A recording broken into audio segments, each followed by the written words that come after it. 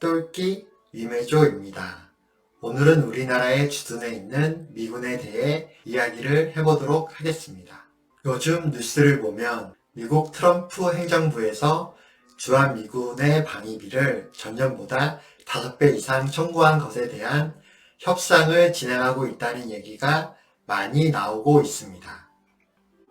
즉, 우리나라가 미군 주둔 비용으로 올해에는 1조 원 정도를 지불했고요. 내년 2020년도에는 그 5배인 5조 원을 줘야 미군이 계속 있을 수 있다는 청구서를 내민 것입니다. 그러면 여기서 한 가지 의문이 들 수 있는데요. 왜 그 많은 돈을 미국에 줘가며 미군이 우리나라에 있게 해야 하는가 라는 것인데요. 이 얘기를 하자면 6.25, 즉 한국 전쟁으로 알고 계시는 1950년도로 거슬러 갑니다.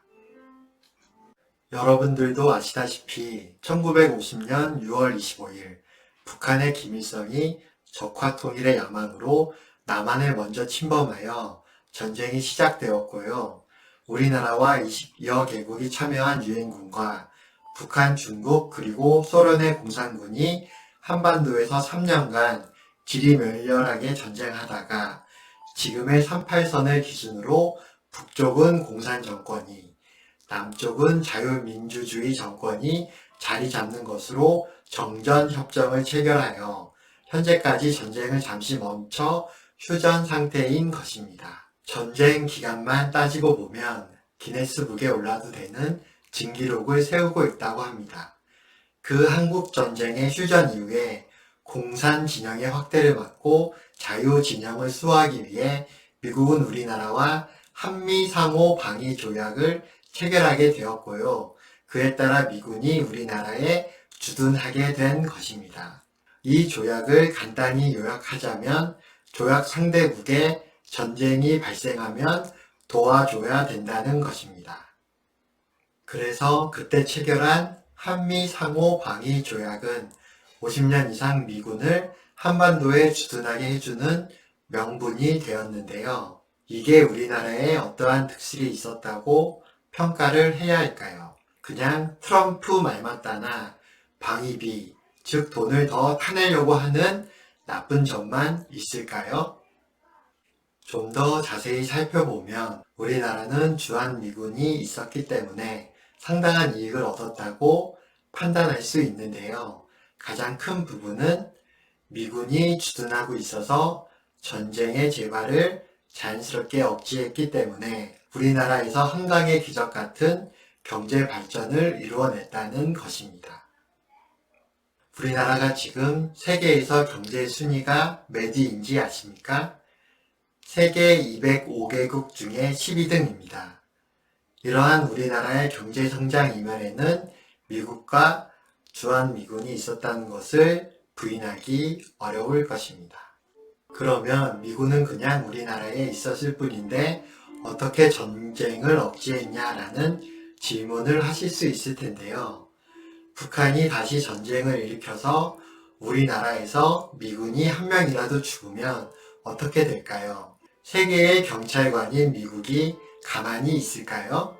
당연히 보복과 응징을 위해 자동으로 한반도 전쟁에 참전하게 되는 결과로 흐르게 됩니다. 이 세상에 이보다 더 좋은 보험이 어디에 있을까요? 지금까지는 주한미군의 좋은 점에 대해서만 말씀드렸는데요. 주한미군이 일으킨 범죄들을 우리나라가 제대로 처벌하지 못한다는 것과 우리나라와 같은 주권 국가에서 군사행동을 타국에, 즉 미국에 의존해야 한다는 점에서 나쁜 면도 있습니다. 그러면 미국은 우리나라에 군대를 주둔시켜서 얻는 이익은 없는 걸까요? 여러분도 아시다시피 미국이 자기네 땅 이외의 나라에 파병시킨 군사들은 상호 이익 차원에서 주둔을 하고 있는 것이어서요. 이러한 트럼프 행정부의 태도는 동맹에 대한 예의가 아니라는 등의 의견도 미국 안팎에서 많이 제기되고 있는 상황입니다. 특히 우리나라는 지리적 위치가 중요하기 때문에 중국이 군사적으로 확장하는 것에 대한 미국이 중국을 견제하기 위한 최적의 장소이고요. 이 때문에 이번에 새로 만든 평택의 미군 기지 캠프 험프리스는 전 세계에 있는 미군 기지 중에서도 최대 규모라고 합니다. 우리나라에 주둔하고 있는 미군의 의미에 대해서는 이와 같이 정리할 수 있을 텐데요. 왜 미국 트럼프는 이전보다 5배나 많은 주한미군의 방위비 비용을 청구하고 있을까요? 일단 깎아도 2배 이상은 올려받겠다는 심보인 것 같고요.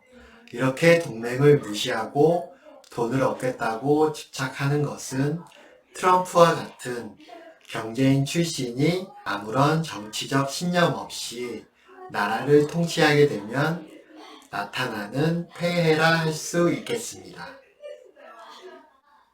우리나라도 이러한 경험을 한번 겪었었는데요. 바로 MB G명박입니다.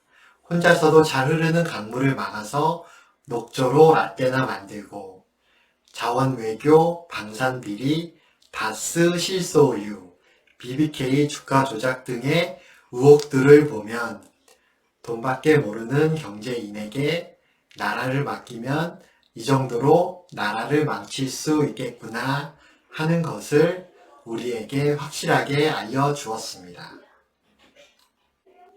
이상 우리나라에 있는 미군에 대한 정리를 마치고 똘끼 위메조는 여기서 물러나도록 하겠습니다. 내용 요약하자면 미국도 중국 견제하는 등 많은 이익이 있어서 우리나라에 미군을 주둔시키고 있고요.